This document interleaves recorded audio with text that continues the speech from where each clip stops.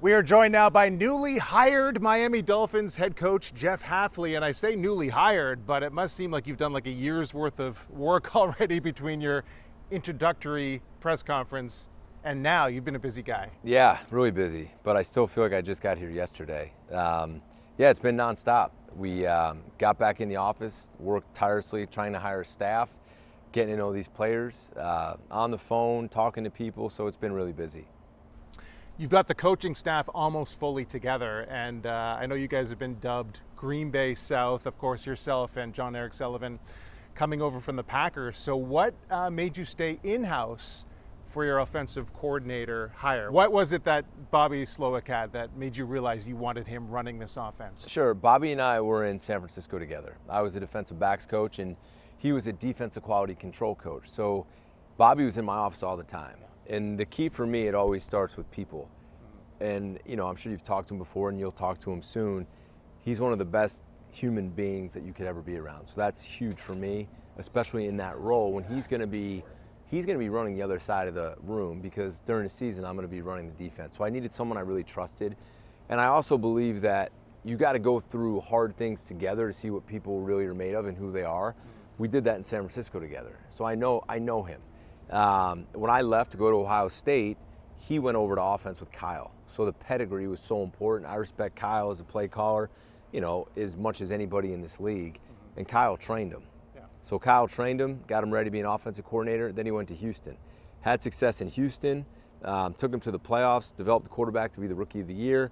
I coached against him there. We had stayed in touch all throughout. Yeah. So as I was going through the process, Bobby was on my list, not just here, but Bobby was on my list everywhere. Had a conversation with him really before I started to get ready for my interviews and said, hey, Bobby, if I get one, you know, I'd like to talk to you about being my coordinator. And at the time, he was interviewing other places too, and we had great conversations. So great play caller, great person, trained by the right people, and then the cherry on top, he's here. So he knows the players. He kind of knows a lot of the terminology of what was coached here last year, so we can keep some of the language the same, which will really speed up some process. But it was a home run hire for me, and I'm glad that I got him.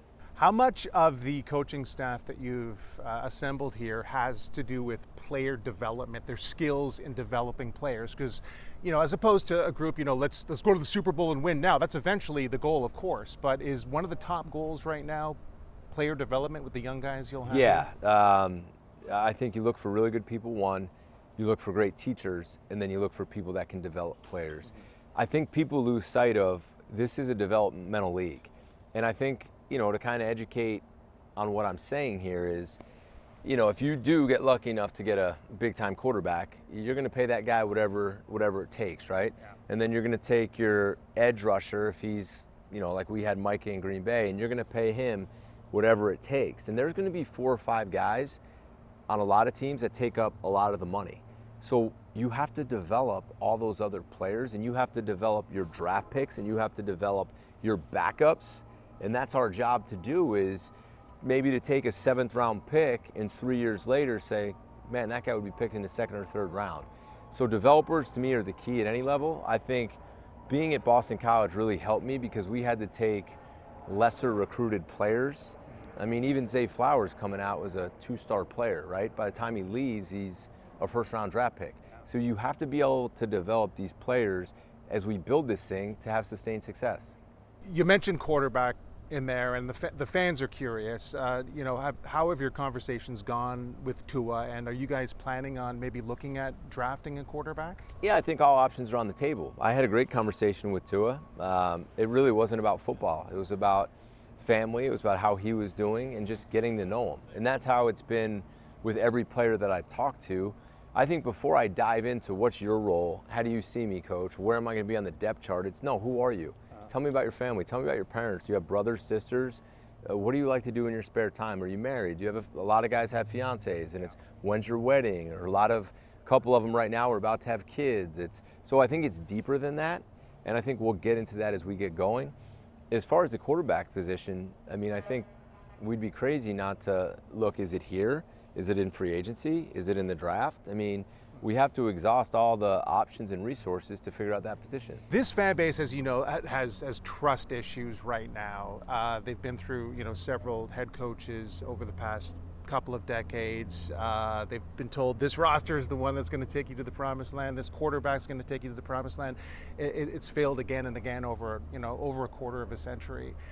Is there anything that you could tell the fan base that could help them start to gain trust in you and your vision? Yeah, it's the same thing I would tell you, that we don't know each other. I'm going to earn it, and that's what I would tell them. And I'm going to do everything in my power to earn their trust. And I think that takes time. It takes time in a relationship, and it's going to take time here. At the same time, I'm going to do everything I can to win in everything that we do. But I want to earn it. I don't expect it to just be there right away, and I understand that, and I'm okay with that. But over time, I want to build a trust that's going to last, just like a strong relationship, and that requires hard work, and that's what I'm here for. We talked a lot about the youth that might be coming through drafts and stuff like that. Who have you spoken to on this team that's really impressed you? I mean, fans watch guys like Devon Achane, and he's impressive every game. I'm sure, just from a skill level, that already impresses you. But has there anybody who's stood out and that you've really enjoyed talking to and that you think might have a long future here? I've talked to a lot of guys, and I'm always reluctant to single a guy out, because then I understand how the other guy feels. But what I'll say is, the guys who I've seen in person, it's an impressive group. Good people, really cool stories, a variety of different ways that they've arrived here. Some had an easy path, some had a really hard path. But just guys that are really excited about the future, that care about their teammates, and they're excited about what's ahead. You mentioned Green Bay South, the Packers culture. What is the culture that you're hoping to create here? And is it a little bit of everything? Because we're in South Florida, so it might alter a little bit, right? Yeah, nothing's going to be copied, right? It has to be organic in how we develop our own culture here. I mean, I was in Green Bay for 2 years. Did I learn a lot there? Yeah, I did. It's an organization that's won a lot of games, but I've also learned a lot from a lot of other places that I've been. And I'm going to kind of use all those lessons to build this team the way we believe we need to. And it starts with trust, like you talked about. And then it goes to belief, making sure these guys believe in themselves and each other, and build a really, really strong, cool connection. And then we're going to hold them accountable, like holding each other accountable, them holding each other accountable. So when we get on that field, you want people to, like you said, see it and not talk about it. And it's going to take time, but I'm excited to do that. I'm just looking back at the field here, and I'm just picturing, like Field of Dreams type thing, all the players appearing, and how much are you looking forward to just getting on the field? Forget about these interviews and what's going to happen or what's the draft going to be, just working with the players on this field. That's got to excite you so much. That does. I mean, look, I love doing this right now. I love meeting people. I understand all this. I understand the importance of all this. I love the draft. I love free agency. I love sitting up there watching tape. I love my job. But there's nothing better than being out there and actually coaching and teaching and inspiring and motivating and getting on people and just watching guys just get better and better and better. And that takes place out there. That's the best part of our job. Can't wait. Thanks so much, Coach. Coach. I really appreciate it. Thanks.